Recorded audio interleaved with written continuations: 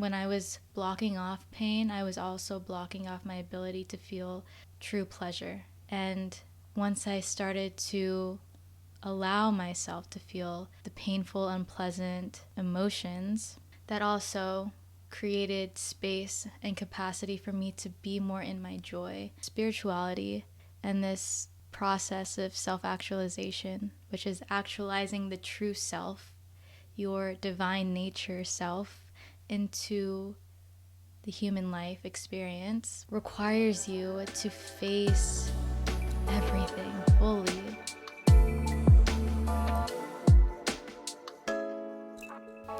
Hello, and welcome to the first episode of The Hero's Joy.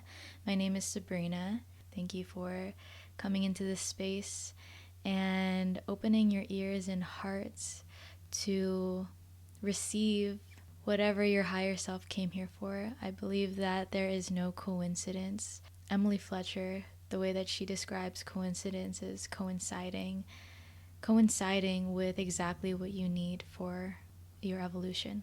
This show, The Hero's Joy, is all about stepping into your evolution with proactive, deliberate intent, because evolution is already happening, whether we like it or not.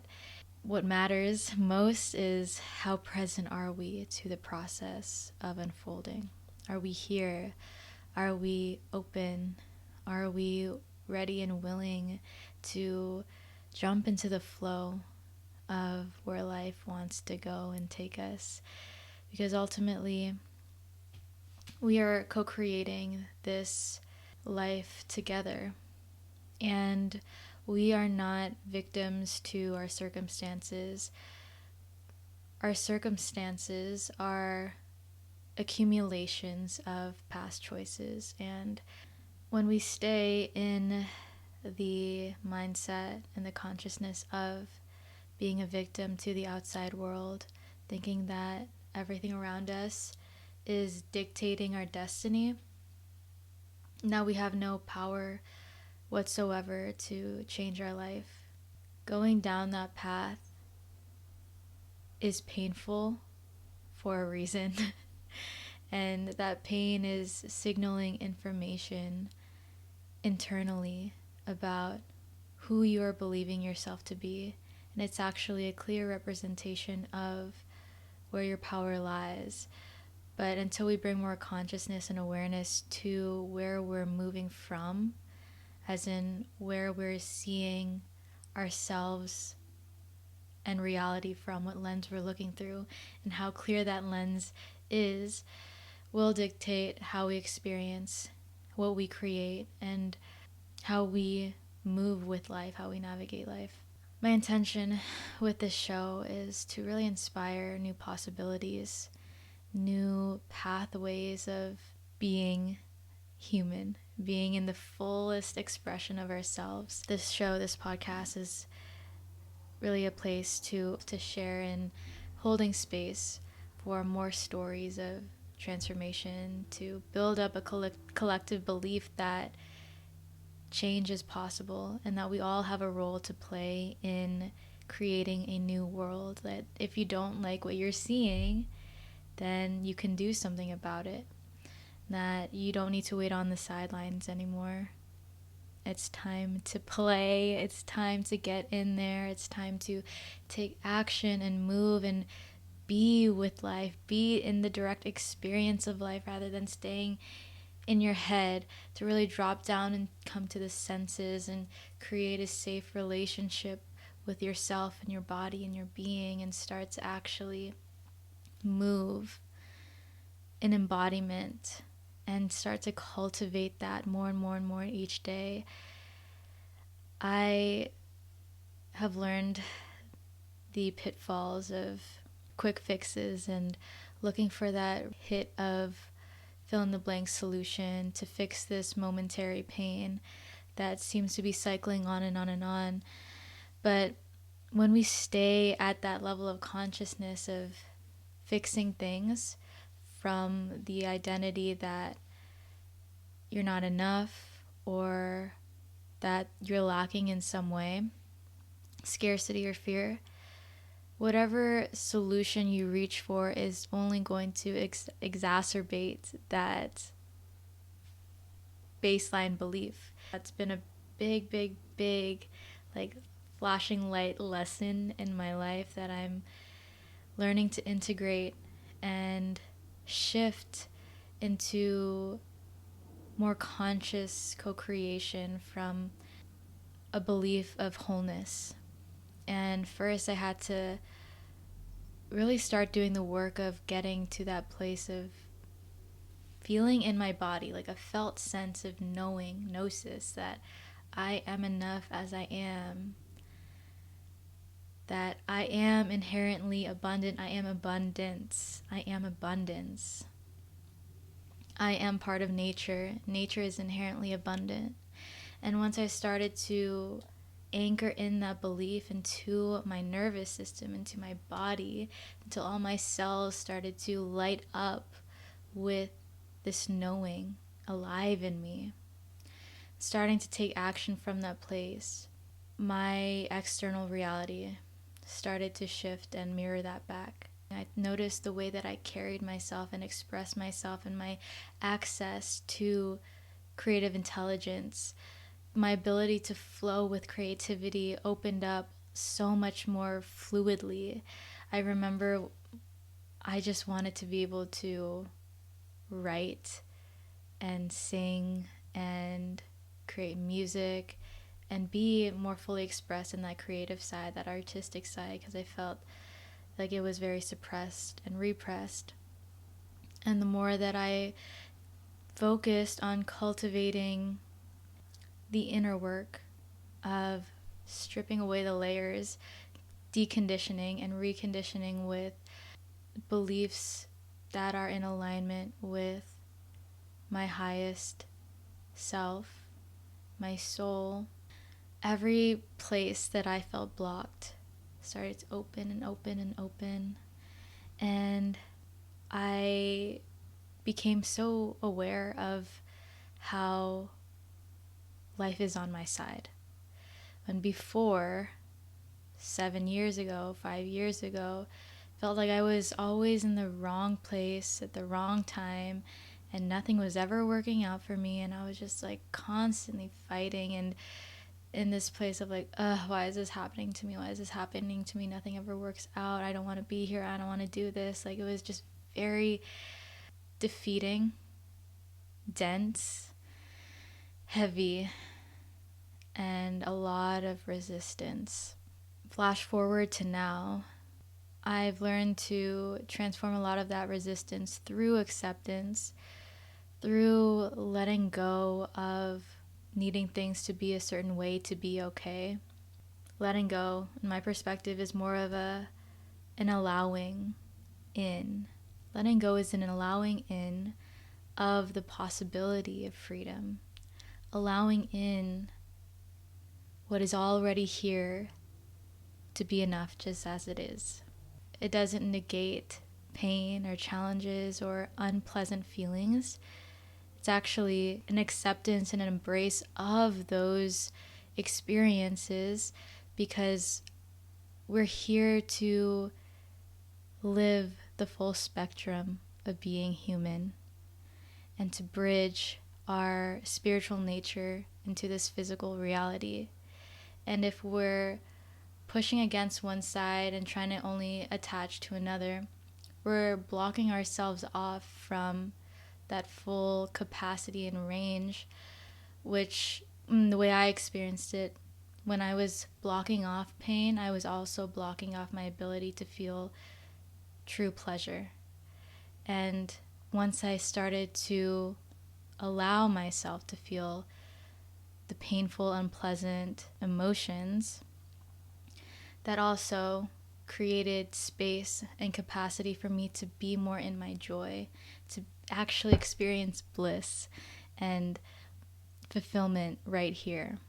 And I think it's so important to realize that spirituality and this process of self-actualization, which is actualizing the true self, your divine nature self, into the human life experience, requires you to face everything fully. A big part of my own journey to get to a place where I can be with my emotions. I can hold space for myself, hold space for other people to be in their process, is because of learning the skills to heal and regulate the nervous system, to work with the subconscious realm. Peter Sage has this analogy, I think it's an analogy, of the conscious mind being an ant and the subconscious mind being an elephant. And when the subconscious and unconscious are misaligned, they're not working in harmony together, mind-heart coherence, it's like you set an intention, you set a goal for, I want to achieve this, blah, blah, blah. That's your conscious mind, the goal setter. But the unconscious mind, the subconscious, is the goal getter, and that is the elephant.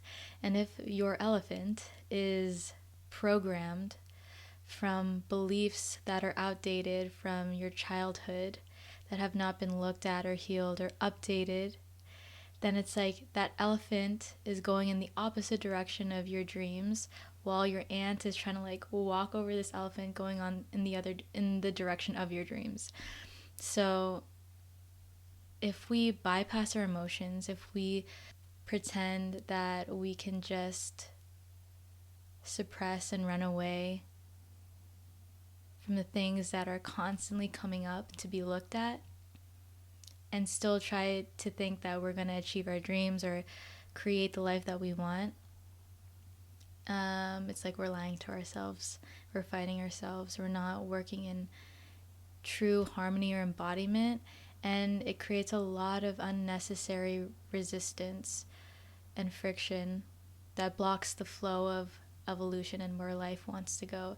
So until we really go down deep into the body and work on that somatic level and come into greater resonance with ourselves, start to bring everything into alignment, our thoughts, our actions, our internal belief systems, then we can start to actually actualize and step deeper into the hero archetype in our story.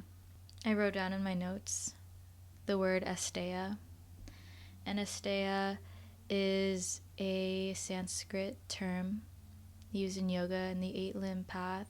Asteya means non-stealing. So when you hear the call to be the hero of your own story, the call to adventure, the call to greater potential within yourself, which is always calling, where are you stealing from yourself the opportunity to grow? Asteya. Where are you stealing from yourself, robbing yourself of the opportunity to step into a higher potential? Is it in the patterns of procrastination? Is it in the beliefs that you're not ready yet, it's just not the right time? Like maybe there's just more courses, more information, more things you have to do to prepare. And while that is super valid to build up and cultivate that solidity within yourself, we have to be really honest with whether that is an excuse that we're using to hide away from because of the fear of scarcity or not enoughness. Honesty is a big one, to see where you're using these coping mechanisms that come up when you hear the call. On the hero's journey of becoming the hero of your own life story, not waiting for someone to save you, not waiting for the world to hand to you on a silver platter what you want, but becoming the magnet to attract the life of your dreams through the essence of your being, through who you are. Naturally, on your evolutionary process, it's gonna bring up blocks. It's gonna bring up inner obstacles, inner demons, which I don't really see them as demons. I see them as like doorways to knowing ourselves more deeply. So with the blocks that come up, when we notice that we're in a pattern of holding on to a belief, holding on to a way of being, if you want to rise above where you are, you have to see yourself in a new light. You have to see yourself as the person who has already moved past where you are. And so focusing on your identity and who you're being moment to moment, what you're believing, what energy you're holding, noticing how what you believe about yourself dictates the actions that you take, dictates the emotions that you have, dictates your energy. And so the more awareness we bring to who we are being, the more that we are in our power to transform our lives. And from that place, the blocks actually become the stepping stones.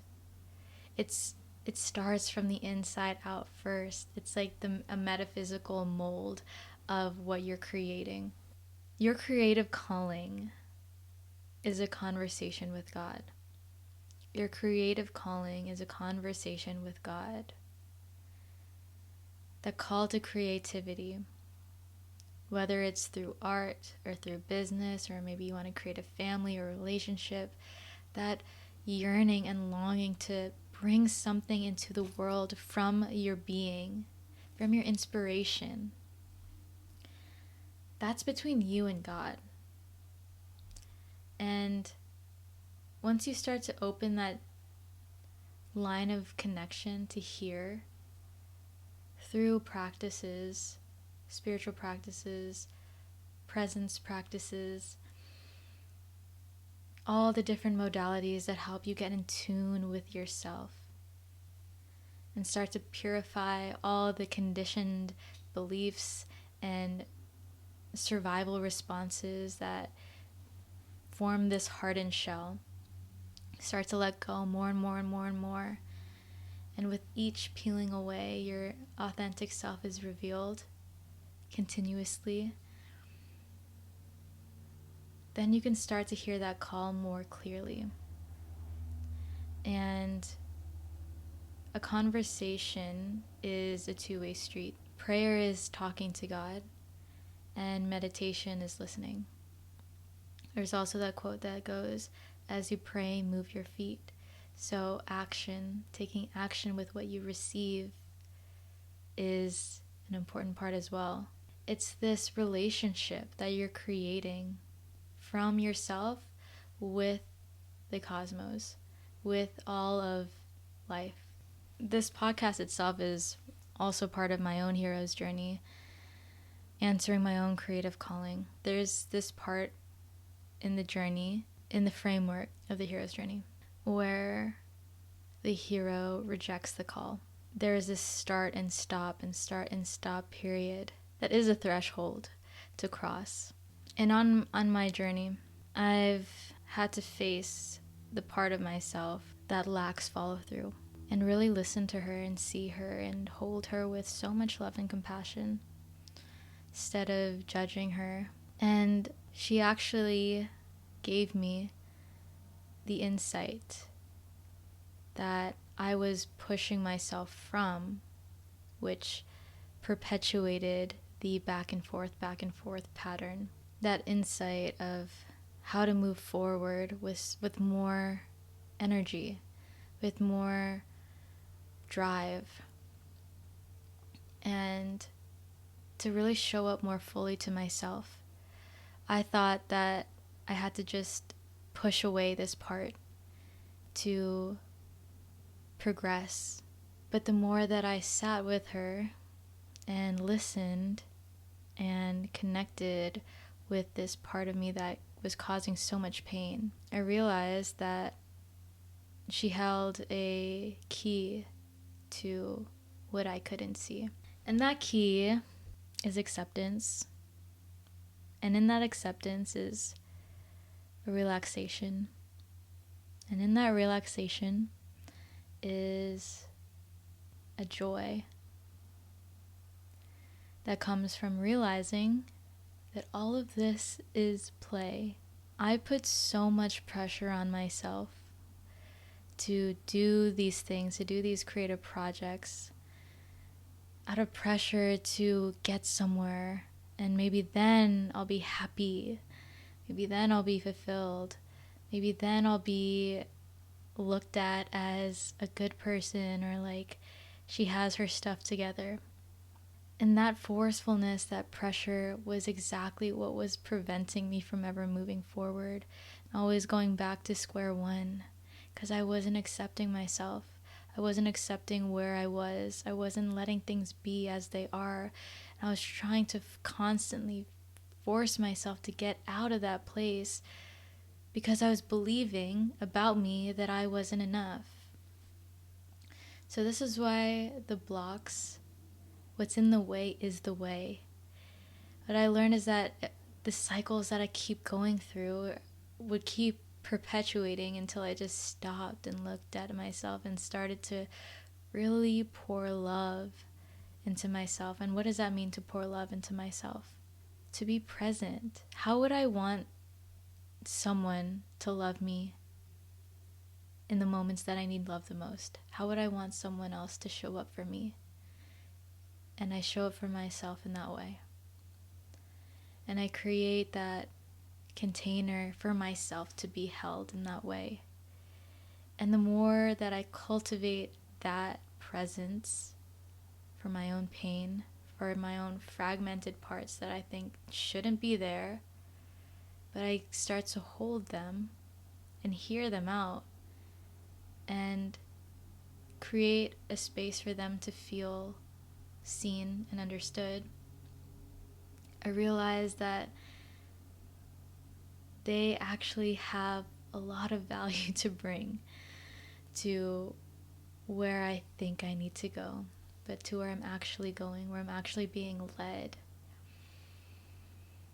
So, yeah, it's been a journey, and it's constantly evolving, constantly unfolding, and there's no end point until I die, and even then it's not the end. So what I've seen is that it's just this constant exploration, and the more that we can play with it from a place of wonder and curiosity, the divine inner child inside you just wants to have fun with life.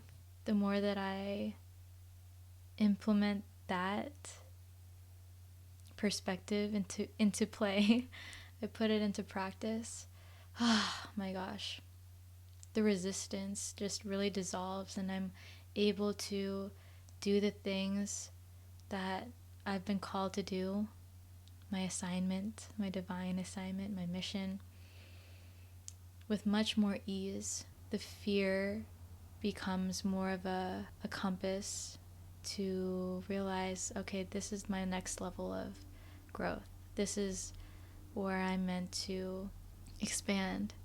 So those are some things that I've been learning in my journey. I will continue to share my lessons and insights, and I'm excited to also share this show as a space to bring in more people who are dedicated and devoted to the path of reclaiming their destiny, reclaiming their co-creatorship, their power.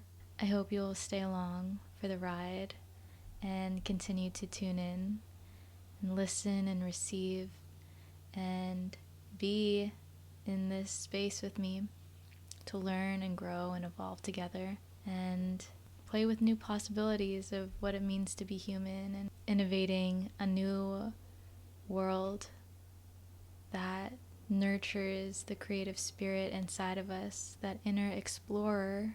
Remember that this life is a gift, that we have genius inside of us, and the more that we can return to ourselves, the more access we have to that power. So thank you for joining. I'll see you in the next episode. Peace.